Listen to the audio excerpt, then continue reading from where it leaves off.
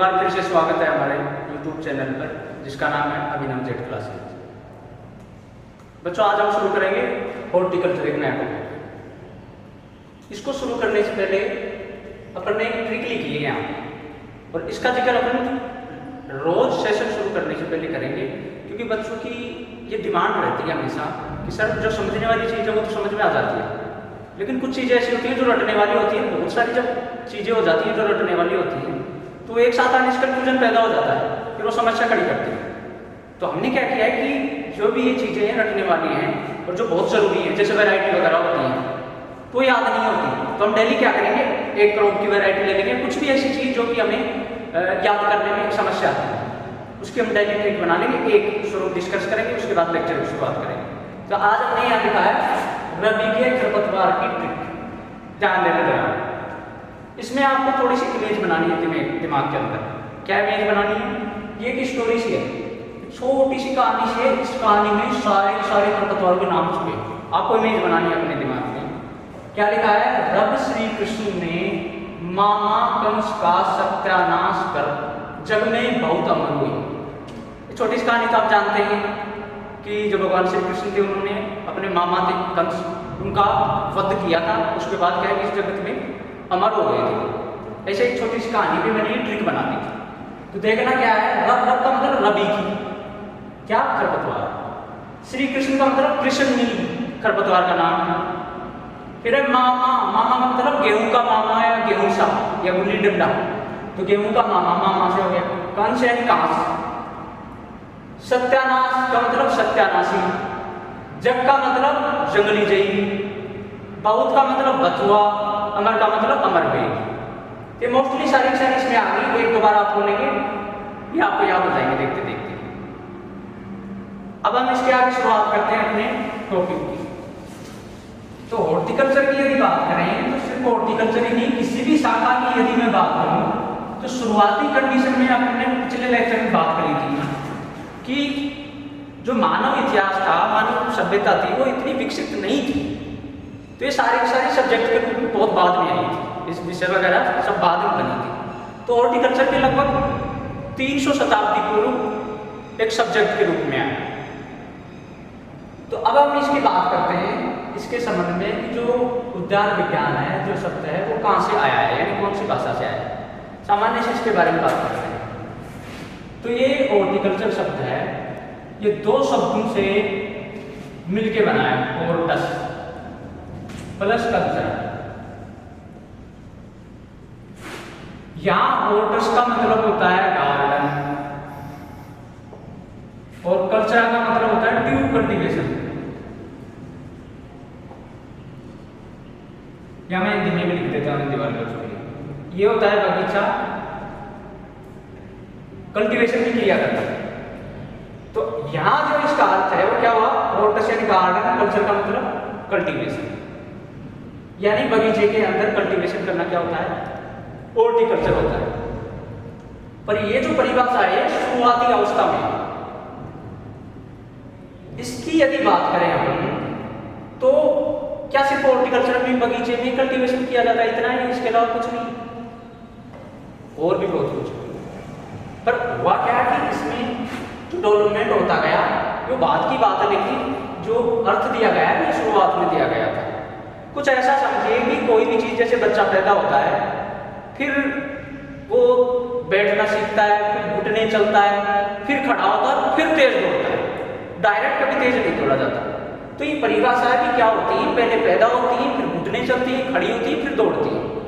तो मुझे ऐसा लगता है कि फिलहाल जो इनके अर्थ हैं, परिभाषाएं हैं, वो संतुष्टिजनक नहीं है। जिस भी साइंटिस्ट ने दिए हैं वो सम्मान योग्य हैं, जिन्होंने भी ये किया है। हम किसी गलत या सही ठहराने के लिए नहीं बैठे, हमें पिछली परंपराओं को लेना है, फिर आगे उनको बढ़ाना है।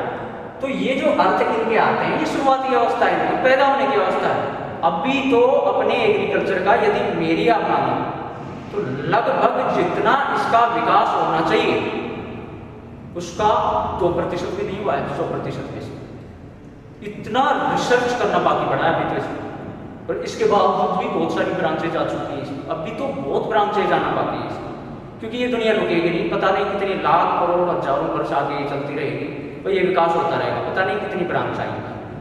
तो अभी चल रही है एग्रीकल्चर, ये समझो कि मेरी भाषा में तो मैं यही कहूँगा, कोई कुछ भी कहे कि अभी ये सिर्फ पैदा ही हुई है, घुटने भी नहीं चली है, इतनी रिसर्च बाकी। तो ये इसका अर्थ हुआ। यदि मुझसे इसका कोई अच्छे से अर्थ पूछा जाए कि इसका और भी अच्छा क्या अर्थ हो सकता है, तो मैंने डिक्शनरी में एक बहुत अच्छा शब्द देखा कल्चर का, जो मुझे काफी अच्छा लगा। इसका मतलब होता है एनी आर्टिफिशियल एक्टिविटी।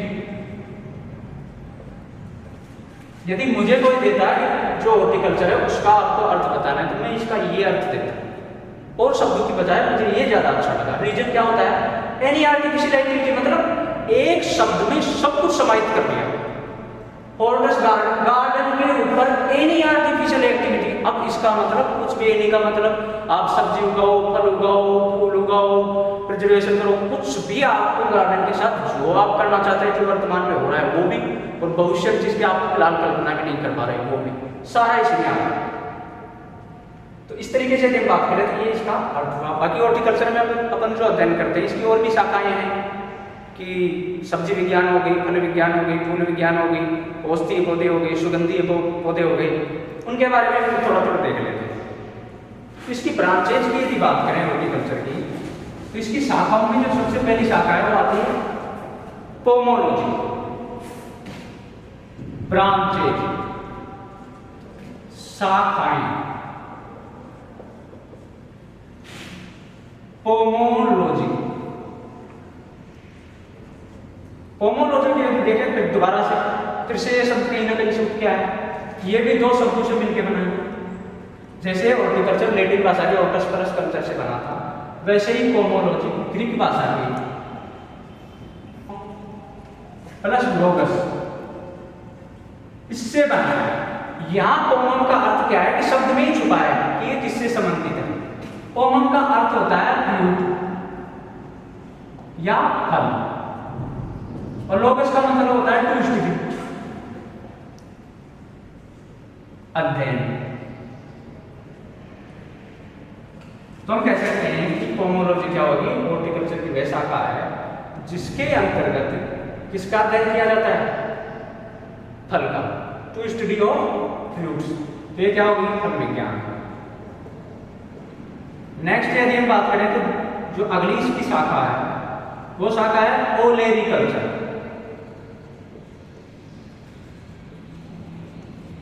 अब ये भी कहीं ना कहीं से क्या है, मैं फिर से दोहरा दूं, पहले मैंने लेक्चर बात की थी कि ये आप डायरेक्ट बोलते हो कि ये लैटिन भाषा का शब्द है, वो गलत है। ये कह सकते हैं कि लैटिन भाषा के शब्दों से मिलकर बनाए। तो वो शब्द कौन से हैं, वो भी एक लैटिन शब्द है। कौन से हैं, एक तो ओलेरियस और दूसरा है कल्चर। यहां ओलेरियस का मतलब होता है पोर्ट हाउस, और कल्चर का मतलब वही कल्टीवेशन। यहां से हम देख सकते हैं कि शुरुआती अवस्था में मुझे ऐसा लगता है कि जो सब्जी विज्ञान है, जैसे ये हॉर्टिकल्चर की ब्रांचेज बढ़ी, वैसे शुरुआत में जब ओलेरिकल्चर आई होगी तो सब्जी का इतना विकास नहीं होगा। लोग पोर्ट में, हड़प में ही करते थे, गमले में ही करते थे। ये पोर्ट क्या होता है, गमला, इसमें उगाते थे, इसलिए ये शब्द आ गया। तो क्या हो गया, गमले में कल्टीवेशन करना, क्या कहलाता है, ओलेरिकल्चर यानी सब्जी विज्ञान। नेक्स्ट यदि बात करें तो फ्लोरिकल्चर, यह भी लैटिन वर्ड है यानी फूल विज्ञान। फ्लोर प्लस कल्चर से मिलकर बना, ये भी लैटिन वर्ड है। अगली जो शाखा है वो शाखा है पोस्ट हार्वेस्ट टेक्नोलॉजी।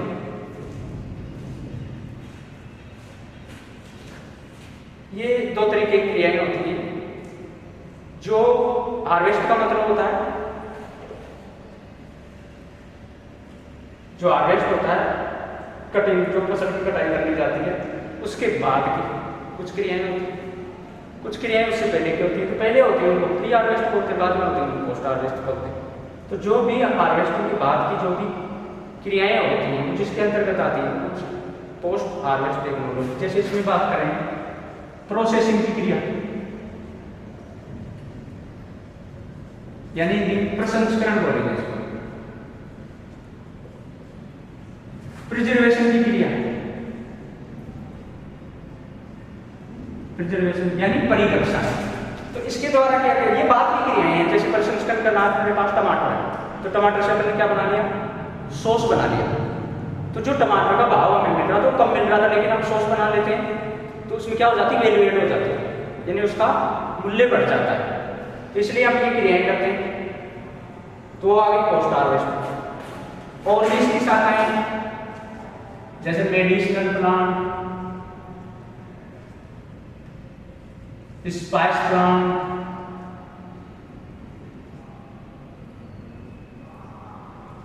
और भी जैसे एरोमेटिक प्लांट, इस तरीके से इसकी शाखाएं हैं। अभी मैं ये नहीं कह सकता कि इसकी इतनी शाखाएं हैं, क्योंकि मैं पहले जिक्र कर चुका हूं कि अभी ये घुटने भी नहीं चला है, पता नहीं कितनी शाखाएं हैं। जैसे कुछ एक शाखाएं जिनका अपन ने बात की है यहाँ पे। हॉर्टिकल्चर की यदि बात करें तो लैटिन भाषा का शब्द है, जो ऑर्टस लैटिन भाषा के शब्दों से मिलकर बना है। ऑर्टस प्लस कल्चर, ऑर्टस का मतलब होता है गार्डन, कल्चर का मतलब कल्टीवेशन। फिर है पोमोलॉजी, इसकी शाखाओं की बात करें तो पोमोलॉजी ग्रीक भाषा का शब्द है, जो पोमो और लोगस दो शब्दों से मिलकर बना है। इसमें यदि बात करें तो यहाँ ध्यान दें, जो पोमम है ना, वैसे एक छोटी सी ट्रिक बताऊंगा आपको, जिसके लास्ट में कल्चर शब्द है वो किसका होता है, लैटिन भाषा का। जिसके लास्ट में लॉजी शब्द आता है वो कौन सा होता है, ग्रीक भाषा का। पर यहाँ एक अपवाद है, कौन सा, पोमोलॉजी। इसमें ये दो शब्द हैं, ये तो किसका है, ग्रीक का, सॉरी लैटिन भाषा का। और ये लोगस की बात करें तो लोगस किसका है, ग्रीक भाषा का। ये दो से मिलकर बना है। पर यदि मान लो कि एग्जाम में आ रहा है कि पोमोलॉजी कौन सी भाषा का शब्द है या कौन सी भाषा से लिया गया है, ऐसा पूछा जाए, और ऑप्शन में लैटिन, ग्रीक और दो अन्य भी दे देंगे, मान लो कि ये दोनों ही दे दिए जाए, तो क्या करेंगे, तो उस कंडीशन में आंसर ये दोनों होगा। लेकिन यदि दोनों एक साथ आ जाते हैं तब आंसर क्या होगा, लैटिन प्लस ग्रीक होगा। दोनों साथ आ जाए तो ग्रीक करना है, और मान लो कि इनमें से कोई एक आता है करना है, वैसे ग्रीक करना है, लेकिन दोनों एक साथ आ जाए तो दोनों को लैटिन प्लस ग्रीक करना है, और वैसे करेंगे ग्रीक से। तो यहाँ से ये जो ग्राम चेंज थी अपनी वो कंप्लीट हुई। नेक्स्ट अपना एक इंपॉर्टेंट टॉपिक इसमें आता है, क्योंकि जो हमारा हॉर्टिकल्चर है वो ICAR हो, जेट हो, BHU हो, उनमें लगभग 15 से 20 का, जैसे जेट की बात करें जिससे 15 के बीच आते हैं, ICAR BHU की बात करें तो उनमें 15 से 20 के बीच में क्वेश्चन इससे आए हैं। तो एक बहुत ही इंपॉर्टेंट टॉपिक है, उसकी हम बात करेंगे, जिसका नाम है वेजिटेबल क्रॉपिंग या वेजिटेबल गार्डनिंग।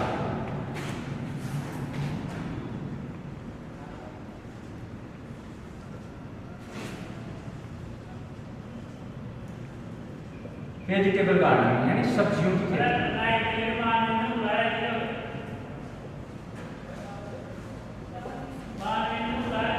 सब्जियों की खेती की यदि बात करें तो यहाँ से जो सब्जियों की खेती है वो लगभग 7 प्रकार से की जाती है, लेकिन आपके सिलेबस में 2 प्रकार से दे रखी है। उन 2 प्रकार का हम यहाँ जिक्र करेंगे। पहला जो प्रकार है वो है इसमें किचन गार्डनिंग।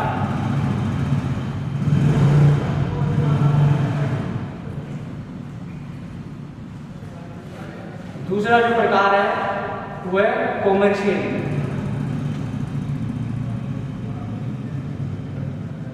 गार्डनिंग। पहला है kitchen gardening, kitchen vegetable gardening, दूसरा कॉमर्शियली वेजिटेबल गार्डनिंग। फर्दर इसके भी 2 टाइप हैं, एक तो है मार्केट गार्डनिंग और दूसरा है ट्रक गार्डनिंग।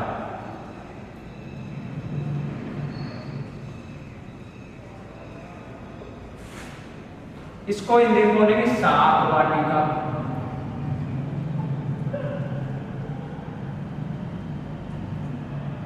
सॉरी, इसको बोलेंगे गृह वाटिका।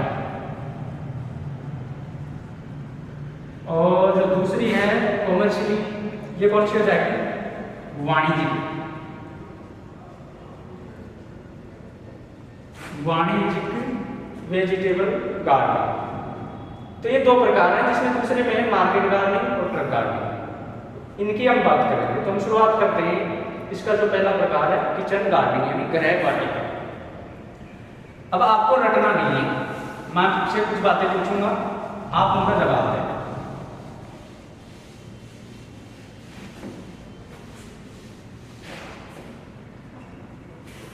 किचन गार्डनिंग की बात करें।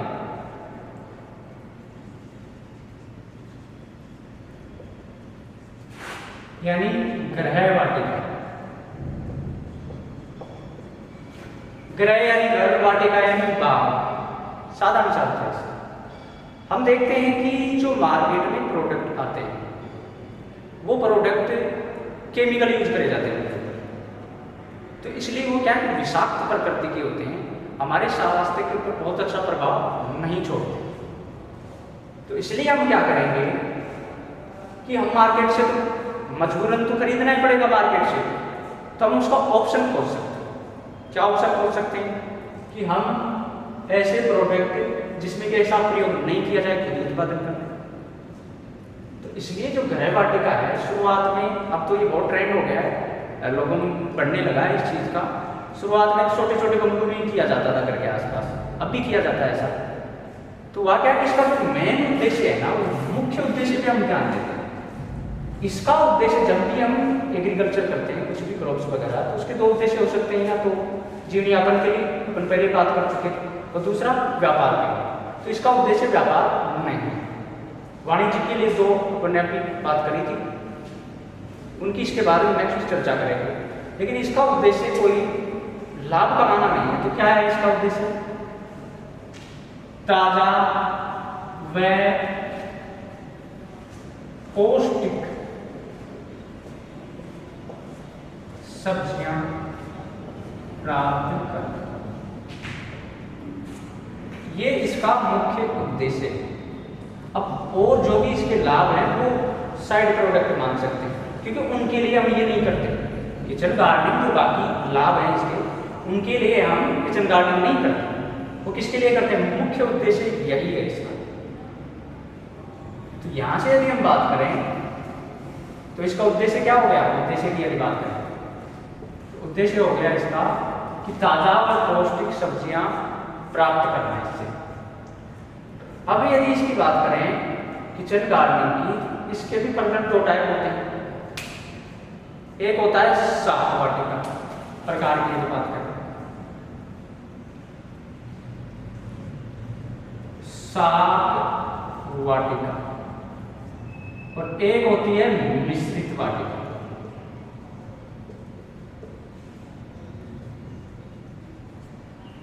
शाक यानी सब्जी होती है, तो जिसमें यानी ऐसी वाटिका, ऐसी गृह वाटिका जिसमें सब्जी का उत्पादन किया जाता है निजी लाभ के लिए, कुछ एक फल भी उगा सकते हैं। मिश्रित का मतलब होता है मिक्स, यानी सब्जी तो हो ही नहीं, प्लस में इसमें क्या लगा सकते हैं हम? शोभाकारी पौधे। शोभाकारी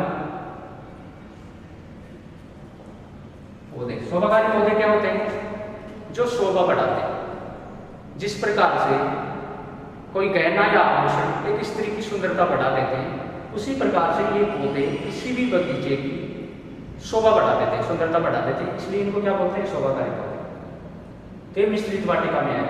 तो गृह वाटिका का सिर्फ आप इतना सा अर्थ समझें कि जो निजी आवश्यकता की, निजी आवश्यकता की पूर्ति के लिए, निजी आवश्यकता की पूर्ति के लिए घर के पास पड़े व्यर्थ स्थान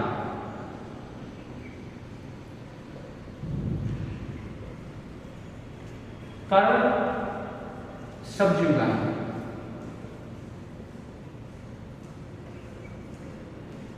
अब इसको समझना, लाइन आपको इतनी सीधी लग रही है, कुछ ऐसा नहीं लग रहा हो, समझ में नहीं आ रहा, लेकिन फिर भी गहरा क्लियर है। निजी आवश्यकता की पूर्ति के लिए घर के पास पड़े व्यर्थ स्थान, बुक्स में जो लिखा रहता है वो परिभाषा है कि घर के आसपास की जो व्यर्थ भूमि पड़ी हुई है, भूमि मैंने यहाँ स्थान लिखा है, ध्यान देना, व्यर्थ भूमि पड़ी हुई है, उसका उपयोग सब्जी उगाने के लिए करते हैं। पर मुझे लगता है ये ठीक ठाक नहीं है ये बात। क्यों? क्योंकि जरूरी नहीं कि हम सब्जी उगाने के लिए नीचे जमीन का इस्तेमाल करें। कुछ लोग होते हैं जो अपने गमलों में भी छत के ऊपर उगा देते हैं, वो भी करे वाटिका में आएगा, मैंने लिखा है, लेकिन जो सही अर्थ है मेरी दृष्टि से वो क्या है कि स्थान ठीक रहेगा, क्योंकि स्थान कोई भी ले सकते हैं, जैसे छत के ऊपर ही उगा गमलों में उगा दिया तो वो तो जमीन तो नहीं हुई ना। निजी आवश्यकता की पूर्ति बड़ा इंपॉर्टेंट है, एक एक शब्द इंपॉर्टेंट है। इसमें अपनी आवश्यकता पूरी करनी है, ना कि मार्केट की आवश्यकता पूरी करनी है। हमें बेचना नहीं है, कहीं दूसरे को नहीं देना। खुद की आवश्यकता की पूर्ति के लिए घर के आसपास जो व्यर्थ भूमि पड़ी हुई है, व्यर्थ का मतलब जिसका कोई दूसरा उपयोग नहीं है, अब दूसरा उपयोग हो रहा है उसका, व्यर्थ का भी इंपॉर्टेंट है, व्यर्थ स्थान ही होना चाहिए, क्योंकि यदि उसका कोई उपयोग हो रहा था तो उसमें साग वाटिका कैसे लगाएंगे। तो उसमें निजी आवश्यकता की पूर्ति के लिए घर के आसपास जो व्यर्थ स्थान है उसमें सब्जी लगाना, फूल लगाना इत्यादि करना क्या होता है, साग वाटिका कहलाता है, गृह वाटिका, सॉरी गृह वाटिका कहलाता है। और साग वाटिका की यदि बात करें तो उसमें सब्जियां उगाई जाती हैं। मिश्रित वाटिका की यदि बात करें तो सब्जी, शोभाकारी पौधे भी उगाए जा सकते हैं, साथ में इनमें फ्रूट भी ले सकते हैं जिनका आकार छोटा हो, बड़े आकार के फल इसमें नहीं लगा। ये बात हो गई। अब इसके यदि आगे बात करें अपन, तो इंसान की एक फितरत होती है, जब तक उसको कोई लोभ दिखे नहीं कोई काम शुरू करता नहीं है। यदि इसमें भी कुछ लाभ नहीं दिखता, मुझे नहीं लगता कि किचन गार्डनिंग करते हो तो इसके कुछ लाभ है, उन लाभ की हम चर्चा करेंगे, क्या क्या लाभ है।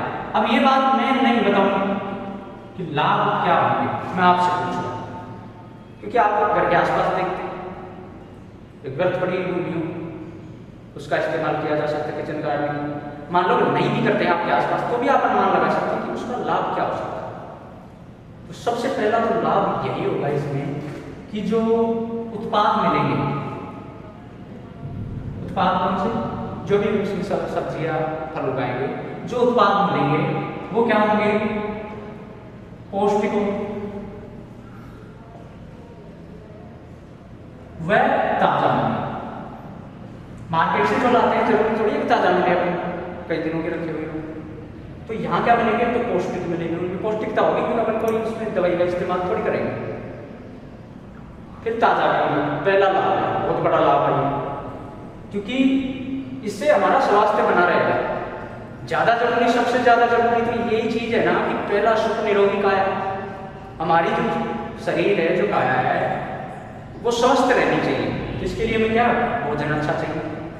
इसकी यदि बात करें तो आप मुझे उत्तर देना कि जो अपना ICMR Indian council of medical research, इसके अनुसार रिकमेंड करी गई है कि जो सब्जी होती है वो सब्जी 3 तरीके से, टोटल यदि बात करें तो एक दिन में एक आदमी 300 ग्राम सब्जी खानी चाहिए, ऐसा रिकमेंडेशन किसने दिया है, ICMR। इसमें भी यदि सब्जी को डिवाइड करें तो पहले इसमें हरे पत्तेदार सब्जी, हरे पत्तेदार सब्जी, दूसरी है इसमें जड़ व कंद वाली सब्जी, तीसरी यदि हम बात करें इसमें तो अन्य सब्जियां आती हैं। यहां थोड़ा सा ध्यान दें, जो Indian council of medical research है उसने ये रिकमेंड किया है कि एक दिन में एक आदमी 300 ग्राम सब्जी उपभोग करें, उसमें भी पत्तेदार सब्जी, जड़ कंद वाली सब्जी, अन्य सब्जियां। आप क्या करें, इसको वीडियो को यहीं पॉज करें और तुरंत कमेंट बॉक्स में इसका उत्तर लिखें कि पत्तेदार सब्जी की कितनी आवश्यकता है, कंद व जड़ वाली सब्जी की कितनी आवश्यकता है, और अन्य। ये क्वेश्चन आ चुका है, तो जब भी मैं ऐसा बोलूँ तुरंत कमेंट बॉक्स में इसका उत्तर दें भले ही आप गलत बताएं, लेकिन आप बताने का प्रयास करें। तो पत्तेदार यदि सब्जियों की बात करें तो इसकी रिकमेंडेशन कही गई है 125 ग्राम पर डे प्रति व्यक्ति। इसकी कही गई है 75 ग्राम, 100 ग्राम, और जो आपको अन्य है उनकी कही गई है 75 ग्राम। तो इस तरीके से टोटल मिला के कितना हो गया? 300 ग्राम हो गया। ईमानदारी से यदि माने तो वास्तव में सब्जी का उपभोग ऐसे ही करना चाहिए। बाकी वो इंसान पे डिपेंड है, वो जो करते हैं अपने जीभ के स्वाद के लिए कुछ भी खा सकते हैं। बाकी साइंटिफिकली यदि बात करें तो ये जो डॉक्टर हैं यही सलाह देते हैं। तो अब आप देखोगे यहाँ पे हमें इस सब्जी की आवश्यकता है, स्वस्थ रहने के लिए हमें इस सब्जी की आवश्यकता है। पहली बात तो ये मात्रा, क्वांटिटी, और दूसरी बात हमें पौष्टिकता भी चाहिए। तो मार्केट में जो उपलब्ध है वो महंगी आएगी, एक तो अपन उसको खरीद नहीं पाएंगे, सब सब्जियों का उपभोग नहीं कर पाएंगे। और दूसरी बात इसमें जो है ये सभी सब्जियों का जो है अनुपात सही नहीं दे पाएगा।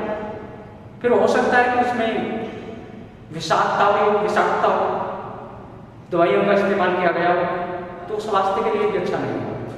इसलिए ये चीजें ICMR ने रिकमेंड करी हैं। तो हम यदि किचन गार्डन में लगाएंगे तो क्या ये लाभ हमें नहीं मिल पाएगा? जरूर मिलेगा। तो ये लाभ हो गया।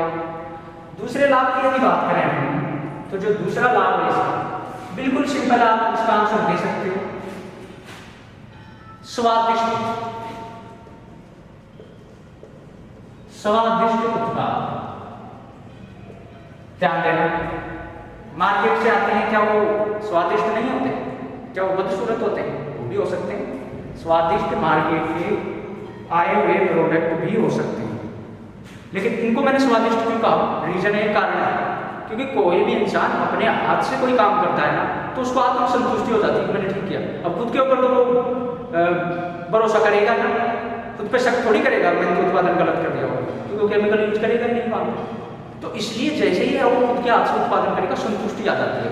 तो मनोवैज्ञानिक दृष्टि से, साइकोलॉजी की दृष्टि से जो उत्पाद होंगे वो क्या लगेंगे? स्वादिष्ट लगेंगे। हकीकत होता है कोई भी चीज हम खाते हैं जरूरी नहीं कि उसमें स्वाद है इसलिए स्वादिष्ट लगती है। वो दो रीजन से लगती है। एक तो उसमें जो स्वाद है उसकी वजह से, दूसरा स्वाद अपनी खुद की जीभ में होता है। जिस आदमी को सिर्फ कमियां निकालने की इच्छा होती है वो किसी चीज में निकाल सकता है। इसलिए मनोवैज्ञानिक फर्क पड़ेगा इंसान के ऊपर, और वो क्या लगेगी? खुद ही के प्रोडक्ट उत्पादन करे हुए स्वादिष्ट लगेगा। दूसरा लाभ। अगले लाभ की यदि बात करें हम, तो जब किचन गार्डन अपने घर के पास ही लगाएंगे तो उसकी देखभाल के लिए जो है परिवार के सदस्य उपलब्ध रहेंगे। तो देखभाल क्या हो जाएगी इसकी? आसान हो जाएगा, तो दूर रहेगा नहीं। कोई भी आदमी जो कि बैठा हुआ है वो कोई भी उसमें से जाकर उसकी सुरक्षा कर सकता है, देख सकता है, काम कर सकता है उसमें जाकर। तो देखभाल के लिए क्या हो जाएगी? आसानी हो जाएगी। चौथा जो है इसमें लाभ यदि बात करें तो जो घर का पानी होता है ना, घर में जो बाथरूम होता है, स्नान घर होता है, उस स्नान घर से जो पानी निकलता है वो व्यक्ति पे, क्योंकि एक बार यदि हम उसका उपयोग कर लिए, रसोई घर में काम में लेते, बाथरूम में काम में लेते, तो वो पानी फिर बह के जाएगा, व्यर्थ जाएगा। तो हम उस पानी का रुख किस तरफ मोड़ सकते हैं?